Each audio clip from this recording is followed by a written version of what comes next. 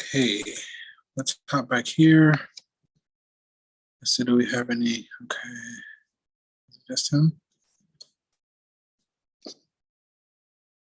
All right, and then, all right, so I'll check attendance again around the 15-minute mark. I'm going to go ahead and share my screen, and I'll be back for the others momentarily. This guy. I'll check that in just a moment. Okay, we'll start here.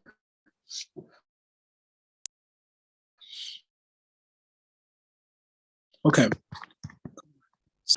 Other than we're at the end of week 6, right? The main thing is that, you know, you can anticipate during week 8 for exam 2 to become available, right? And exam 2 is going to cover the material from weeks 5, 6, and 7. So today what I'd like to do is just make our way through some of the homework, as many homework questions as we can. Now, for the questions that have multiple choice, you know, I do expect you all to engage, right? So we're going to have like a live poll going, and I do expect you to get engaged. So let me go ahead and launch the first poll. And so basically, you know, based on this question, is the result A, B, C, or D? And I need at least, well, it's not that many of us, you know, so 3 people. It's not that difficult to get all 3 of us to engage. So we need everybody to answer.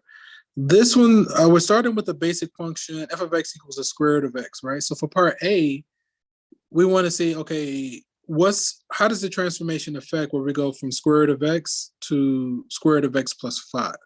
So that plus 5, we got 1 vote for A, right? That plus 5 is on the outside of our base function, right? So for part A. That plus 5 is affecting our y value, right? So it's like we're adding 5 to all the y values. Remember, square root, the image there is going to look like the top half of a sideways parabola, right? And we're adding 5 on the outside, so that's like adding 5 to all the y values, right? I think we got 2 for A, right? So if we're saying plus 5 on the outside, it's going to affect our y, right? So that means that we should go up by 5. I guess 2 isn't that bad, 2 out of 3. We should be going up by 5. So I don't think A is correct. I'm going to go with D, right? I'm going to go with D. Okay. So let's relaunch the poll. And let's try part B, right? So with part B, right, it's the same thing as part A, but instead of adding 5 on the outside, now we're subtracting 4 on the outside. So outside manipulations typically cause a vertical change and they follow our intuition. So if we're subtracting 4 on the outside, how should that affect the graph? Should it A, shift 4 units to the left? Should it be B, 4 units down? Should it be C, 4 units to the right? Or should it be D, 4 units up? I need at least 2 people. Wouldn't it be B? I couldn't answer because like the screen was in my face, like the poll, but it's B. B. Can you try to? You should be able to use the poll. I can't use the poll now because like I pressed close because it's in my face, and I couldn't see the answer choices. So then, like, open it back. I mean, you should be able to, because it's going to be multiple. It's going to be a lot of multiple choice. So, are you working on your phone? Yeah, I'm on my iPad right now. You should be able to do like a split screen or something. Or yeah, I see poll results, but I can't bring back up poll. Let me try it again. Hang on. I'm gonna just reload it. Relaunch it. Launch. Try it again. Yeah. Okay. So B. Yeah. And let me get at least one more person. Okay. There's a vote for B. Anybody else? I need just one more. Okay. Yeah, that looks good, right? 4 units down. Because the reason I'm doing that is because like we're gonna have a bunch of multiple choice. Like here's another one. Let me relaunch the poll. Launch. Okay. So this one for part A, we're starting with the absolute value of 12 times x. What's the time? We're starting with the absolute value of 12 times x. For part A, we're multiplying the outside by a negative, right? So outside manipulations typically cause a vertical change, and it follows our intuition. So if we're multiplying the outside by a negative, it's only going to affect our y values. It's like our y values are going to go from positive y to negative y. So which one of these choices, A, B, C, or D, captures y going from positive y flipping to going to a negative y, right? Is it A, that causes a vertical stretch by a factor of 12? Is it B, causes a horizontal stretch by a factor of 12? Is it C, reflection in the y-axis? Or is it D, reflection in the x-axis? Right? It's C. And can you I have one question. Can you like do the poll like after? Because I don't have like time to read it and like the polls and like the questions and stuff, so I can't really like see it like the question. Let me see. You should. I'm trying to think. Or I'll just join on my computer too, so I could just answer anything. I mean, yeah, that's fine. I was just trying to think of like how we can get it, because I'm what I'm doing is a split screen, but I'm going like. But okay, so let me see. For part, this is what A, we multiplied the outside by a negative, so it should flip vertically, right? So we're flipping over the x-axis, right? So that was D. Because that's why I was like, you want to try to get the poll to work, because it's going to be a bunch of those. And then, you know, and it's an opportunity for everybody on the call to kind of engage. So that's why I'm doing it. Describe the transformation that produced the graph of H, right? So now we're multiplying the inside by a negative.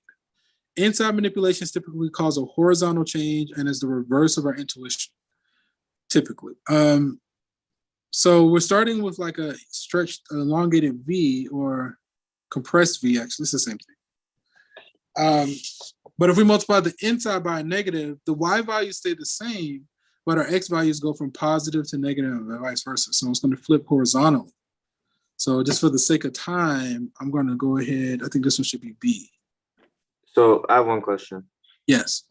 So when it's out, like when negative is outside, it's the reflection in the x all the time, because yes. And then inside it's reflection of y. Yeah.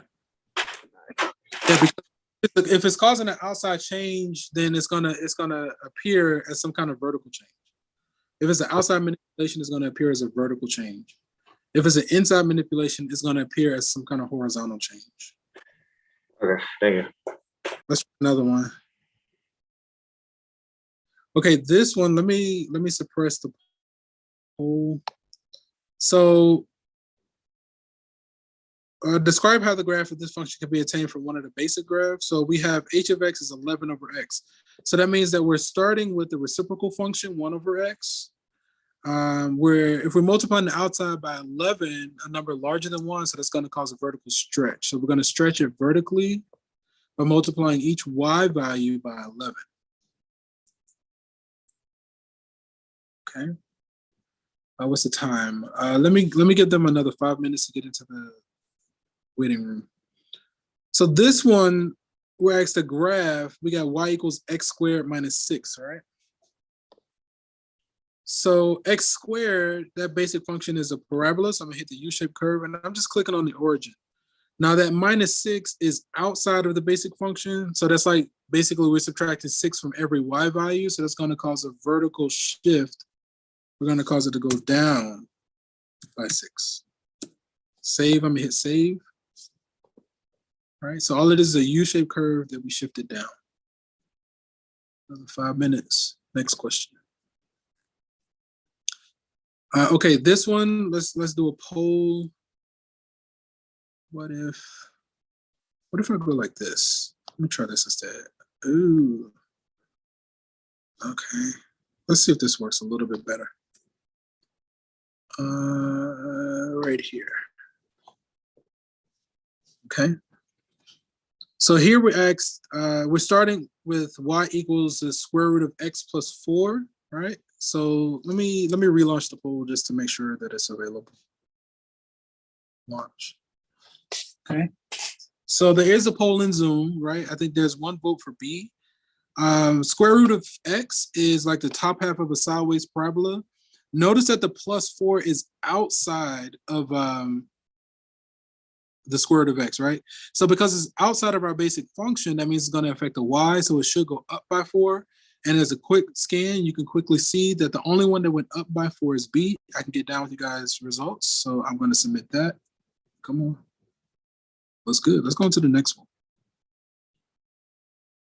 Looks good, and it's still multiple choice.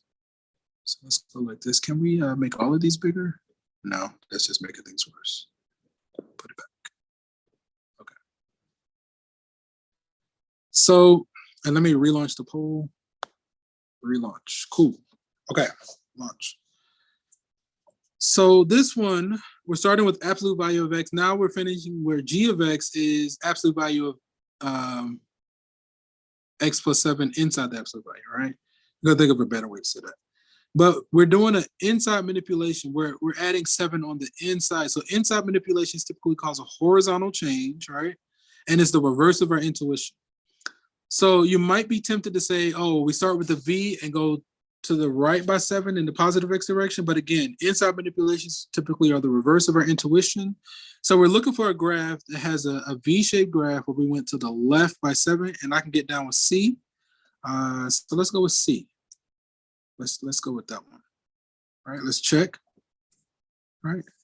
And the thing I like about it, the way I do it, like as long as we kind of keep it moving, you know, I'm not really checking, right? So it's essentially anonymous, you know, and then it's a way for us to engage and get some feedback going back and forth without putting anybody on the spot. Like that's what I really like about the polls. Let's launch. Okay, we're gonna let that be, but this one isn't multiple choice. Graph this function by starting. So we have this we have this x minus 4 quantity squared plus 3. So the base function here is a squared function. Okay. Right? So I'm going to start with my U-shaped curve. I'm going to click on the origin. Now, the recommendation is when we're doing multiple manipulations in one go, we want to work our way from the inside to the out. So the innermost transformation, let me see the time. The innermost transformation is that -4. That tells us that we need to, no, this one isn't multiple choice. This tells us that we need to go to the right by 4. So we're going to do a horizontal shift. 1, 2, 3, 4 to the right by 4. And then we have that +3 on the outside. So that's going to cause us to go up by 3. Okay. Can I just hit the X? Awesome. Let me hit save. So it's basically a U-shaped curve. We went right. Nope. Yeah, we went right 4 and up 3. Let's check. Next question.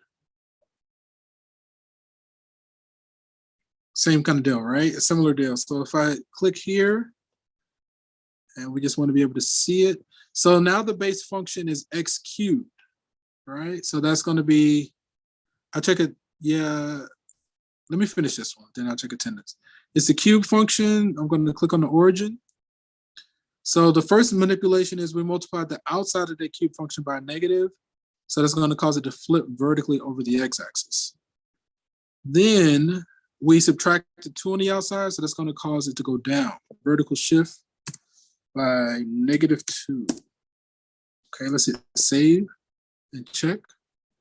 And come on. Let me end this poll. Let me close this. And let me see if we get any stragglers. Okay, let me get the student. Oh, he was already here. Wait a minute. Yeah, I guess he got booted out. Okay, that's fine. Okay, I guess this is the next one. Yes, so we can leave it the way it is for now. Use transformations on x squared. So I'm going to click to enlarge the graph. I can see. Looks like we have 1, 2, 3, 4 transformations altogether. I know it gets partly cut off. All right, so this one, because of the dots, like it normally would be the guy on the right there, the U-shaped curve, the parabola. But instead of it moving the graph around for us, they want us to plot points, right? So we're going to track the vertex. We're going to track the vertex, right? So if we're looking at our equation, that -3 tells us that, first we start with the vertex at the origin, then we go to the right 3, and we also go up by 2. So the coordinates of the vertex, if we go right 3 and up 2, those are the coordinates of the vertex. So then we want to find one additional point. So then let's choose when x is 4. I just went to the right by 1, right? So when x is 4. So when we plug float 4 into this guy, 4 minus 3 is 1. 1 squared is 1. 1 times -4 is -4. -4 plus 2 is -2. So when we're at 4, when x is 4, the corresponding y should be -2. Okay, let me hit save. So, if we think about our transformations, if we think about a U-shaped curve where the vertex is at the origin, working our way from the inside to the out, this basically says go right 3, stretch vertically by a factor of 4, so it's going to get tall and narrow, flip vertically because of the negative, and then go up 2. So after those transformations, we should get this graph. We are missing some brethren. I hope that they are okay. We're missing 2 guys. I think Monday we had a full house, but today we're missing some people. Okay, so let me start the poll. Let's relaunch this poll. Launch. Okay. So is this one A, B, C, or D? We're starting with absolute value of x. I can see 1, 2, 3 transformations. All right. So which one of these graphs shows an absolute value graph or the V-shaped graph? It goes right 1, you flip vertically, and then go up 2. So which one of these went right 1, flip vertically, and up 2? I agree, right? Let's go with D. Boom. All right. Not bad. Okay, let's go on to the next question.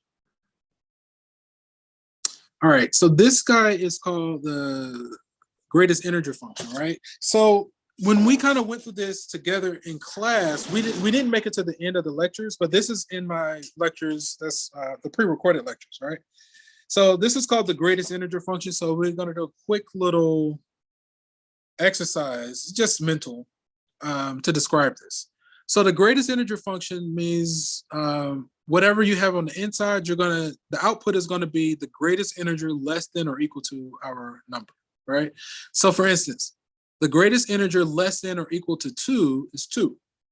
The greatest integer less than or equal to 8 is 8. The greatest integer less than or equal to -2 is -2, so on and so on and so on, right? So that's part of it. Basically what that part is saying, whenever you have an integer inside this symbol, like this guy here, whenever you have an integer on the inside, the output is just whatever the integer is, right? So whenever you have an integer, you just take that as your answer. But whenever you have a number that's between 2 integers, you take the integer to the left. For instance, if you think about 1.756, 1.756 is between what 2 integers? It's between 1 and 2, right? So the greatest integer less than or equal to 1.756 is going to be 1. The greatest integer less than or equal to 1.99999 is 1. The greatest integer less than or equal to 10.035 is 10, right? Because 10.035 is between 10 and 11. So the integer to the left is 10. What's the greatest integer less than or equal to -2? Since -2 is an integer, we just take the integer. Now consider the greatest integer less than or equal to -2.5, right? -2.5 is between -3 and -2. So the greatest integer less than or equal to -2.5 is -3. Always taking the integer to the left. Integer to the left, right? So hopefully that concept sunk in. So then the graph of this guy, we call the graph a step function because the graph looks like the steps on a staircase, right? That's just, the time is 4:20. That's just how this graph looks, right? So when you graph it, it looks like the stairs on a staircase. It's called the step function. So now if we think about our transformations here, we have two transformations at play. We subtracted 3 on the inside, and we multiplied the outside by a number larger than 1, namely 2, right? So first working with that -3, okay, so there is a result. All right, I think somebody already submitted a result for this one. So that -3 tells us to go to the right by 3, right? So we're looking for a graph that went to the right by 3, and then multiplying the outside by 2 causes a vertical stretch by a factor of 2. So it should stretch vertically, right?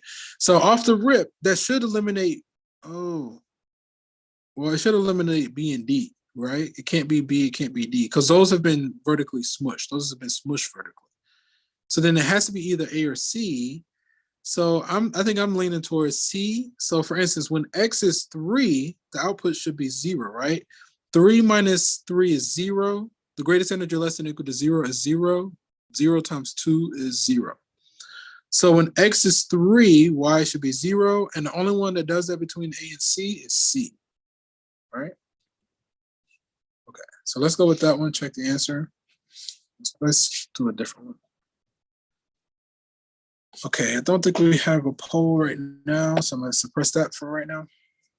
Write the function whose graph is the graph of this guy, but it's shifted to the right 8 units, right? Okay. So we're working with square root. We got X. Now, if we're going to the right by 8, horizontal changes are inside manipulations. And the right is the positive x-axis, so that means it's going to appear as -8. Remember, inside manipulations are the reverse of our intuition. Okay, let's try another one. Okay, this one does have a poll, so let's bring the poll back and end the poll, and let's restart it. All right, launch. All right, so is this one A, B, C, or D? Right? It says write an equation for a function that has the graphs the following characteristics. It says the shape is x squared, but it's upside down, shifted right 7 units and up 5 units, right? So which one of these is a parabola? It's upside down, so they already all have a negative. It says shifted to the right by 7, right? So if we're going to the right by 7, the right is a positive x-axis, so that means we need to subtract 7 on the inside. So it could be C. So if we're subtracting 7 on the inside, it should be either B or C. And then we're going up 5. I can get down with C. I can get down with that. Let's go with it. Oh, that's not C. Enter. Cool. Next question. Okay, can I just move this over here? Awesome. Okay, let's keep it moving. I mean, okay, now if we do get to the end of the quiz, the end of the homework early, then I'll let you go early for this one. I don't know about other ones, but for this one, I don't mind. Write an equation for a graph, fits the description below. It says the graph of f is x cubed. Okay, so let's start with x cubed, but I'm going to start with it in parentheses. Finally, my keyboard is working. Before, my keyboard was like throwing a hissy fit. It says it is shifted 3 units to the left. So if we're going left 3, that's the negative x direction, so that means we need to add 3 on the inside. It's the reverse of our intuition. Stretch vertically by 4. So if we're stretching vertically by 4, that means we're multiplying the outside by 4. Reflected horizontally, so that means we need to multiply the inside by a negative like this. And then shifted 6 units up. So that means we need to add 6 right here. 6. Okay, cross our fingers. Awesome sauce. All right, let's do another one. All right, so this one is, thank you. Thank you. Let me relaunch the poll. Okay, launch. Yeah, so I like this. So, so this one is, we're given the graph of f. The graph of g is f of x plus 3. Right? So we added 3 outside of our basic function, right? So just take a moment. There is 1 vote, okay? I just want to kind of give a little bit of backstory. I like this poll thing. Like, I like it. Because it engages you guys. It makes it so that it's not so passive. Right now, I know I've had one guy. I can look right now to see who's engaging, right? It's just one person every time, right? I'm considering this kind of engagement to be like extra credit. I could do a quiz. I don't really want to do quizzes. It's just too much paperwork, right? Only reason I haven't started doing extra credit is just I'm really just being lazy. So I told one class, I was like, okay, I might be open to offering extra credit after the midterm, after exam 2. And with extra credit, you potentially could earn up to 10% of your overall grade, right? But that's for a little bit later down the line. I still haven't decided if I'm fully going to enact that or not, because it's just a lot of record keeping. If there was a way I can do it in attendance, which I think there is a way. But yeah. Okay. Ouch. So up 3, there's a vote for B. Let's go with B. Let's go B, enter. Okay, that was good. What's next? Another one, so let me relaunch the poll. Let's go. So use the graph shown below. Okay, so what you see on the left-hand side is the original graph. Now we're multiplying the inside of this function by a number between 0 and 1, right? So we're multiplying the inside by between 0 and 1, so that should cause some kind of horizontal change. It should be the reverse of our intuition. Intuitively, you might think, oh, we're multiplying by a number between 0 and 1, a small number, so it should cause a horizontal shrink. But in reality, it's the reverse. It causes a horizontal stretch by a factor of 2. So which one of these graphs caused the horizontal stretch by a factor of 2? I think A looks like it's been compressed, maybe horizontally. I think C looks like it was stretched vertically, right? But we want a horizontal stretch. So I'm personally leaning towards B. I think C was compressed. I mean, D was compressed vertically. I'm gonna go B. I'm gonna go against the. Wait, I got one question. Yes. So when it's a fraction and within the parentheses, it's a horizontal stretch. So that means like the points will go more like Away from the y-axis. away. Okay. Yeah. Okay. All right. Thank you. Yeah, that one is a little bit like, it's a little bit trippy because it's this whole reverse thing, right? It's a horizontal stretch by a factor of 2. So when would it be like a vertical stretch? When is It was a vertical stretch if we multiplied the outside by a number larger than 1. Okay. All right. Thank you. Yeah, it's a good question. Like that one is a little bit trippy. We're actually almost there, but it is kind of syncing up with the class time, so we're going to kind of let it be. Let's keep moving. All right, let's relaunch the poll. I like this poll business though. Being totally immature. Okay, use this graph to graph the function of g, right? So the blue on the left is f of x. Then to go from f of x to g, we're subtracting 3 on the inside. So inside manipulations typically cause a horizontal change and is the reverse of our intuition. We subtracted 3 on the inside, so that should cause it to go to the right by 3. There is a vote for D. D looks good. That does look like it's gone to the right by 3. So let's go with that one and check. Okay, we're almost there.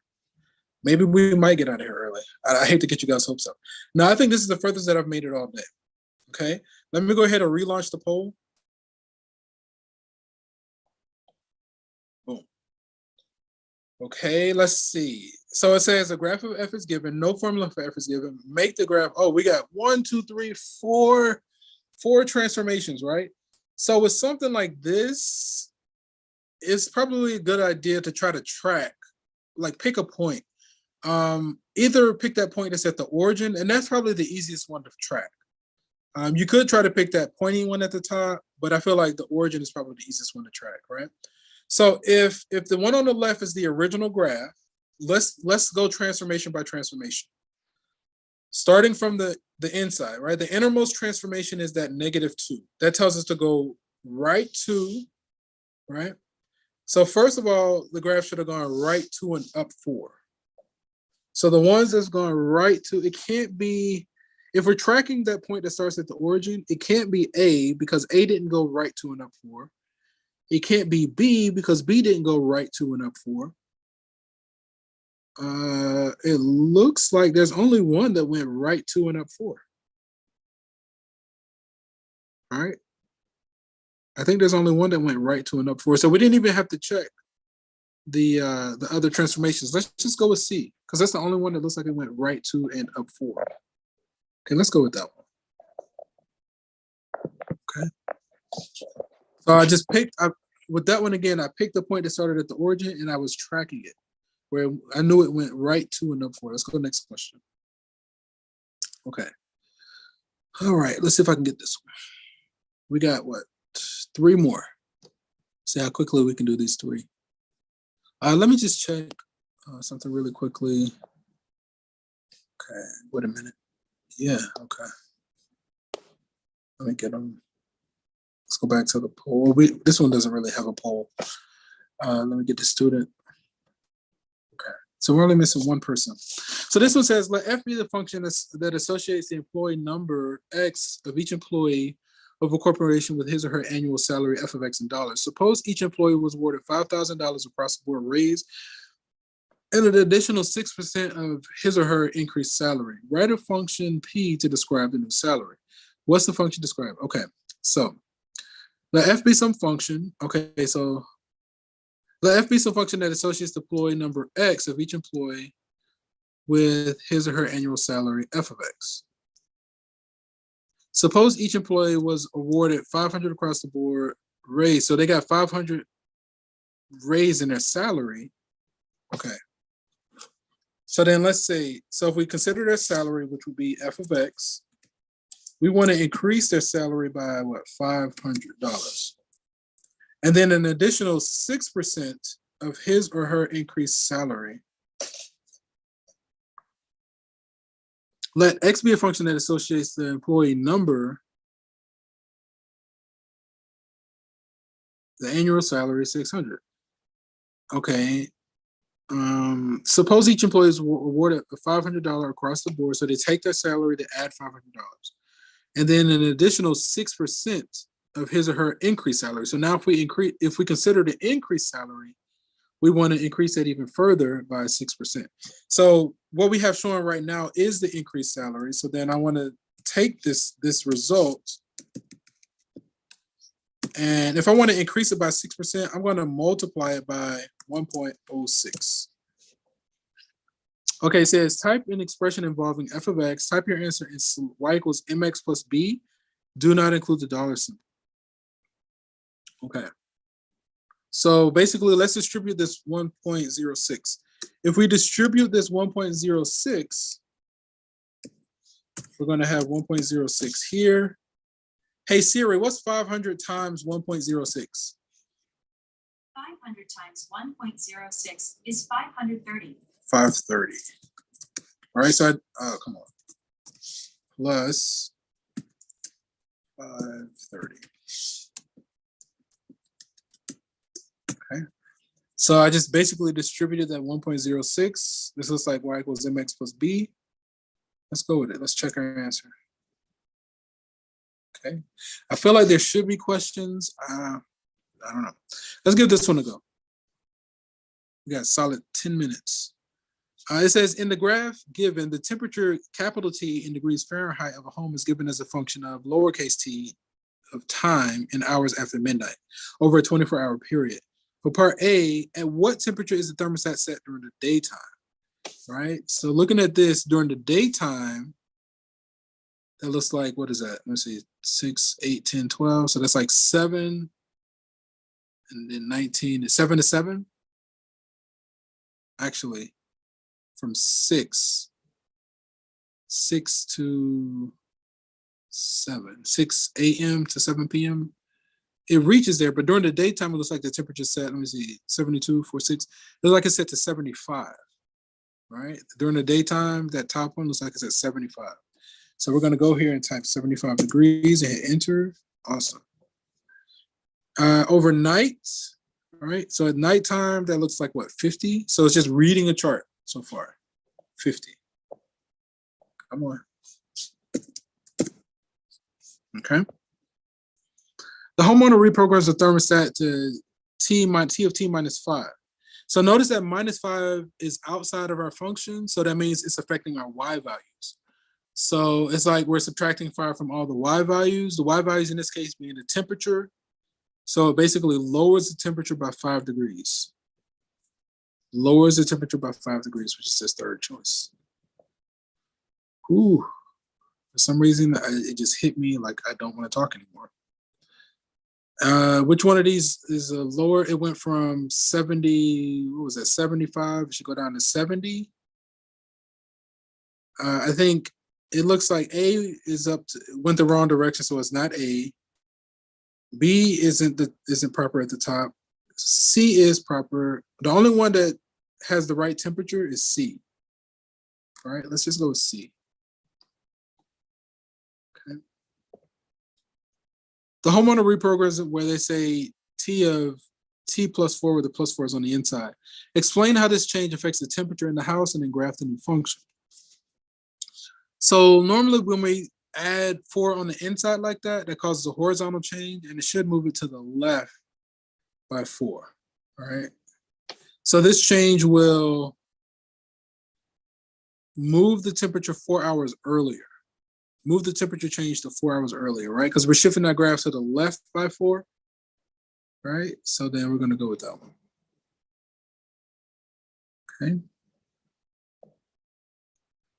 My laptop is like on its last leg, but class is almost over, so I don't feel inclined to charge it right now. Was that it?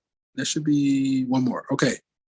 Now, plus 4 on the inside should go left by 4, right? Left by 4. So instead of changing around 6, it should change around 2. The only one that looks like it's been shifted to the left by 4 is A. Okay.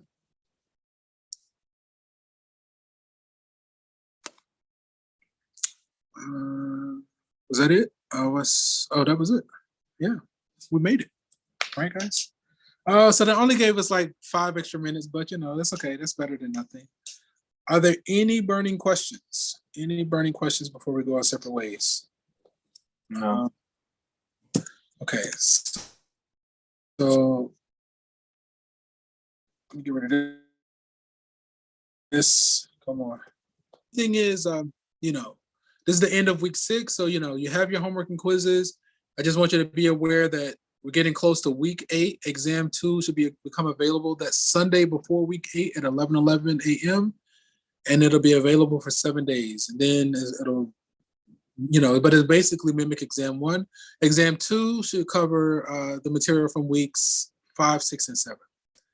If there aren't any burning questions, we're going to end the session here. And from one beautiful mind to another, enjoy the rest of your weekend. Okay, guys, take care. Peace.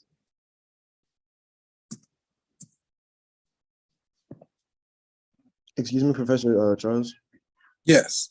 I had a question about like late quizzes and tests. So like when those lock out, we're not allowed to go back onto them?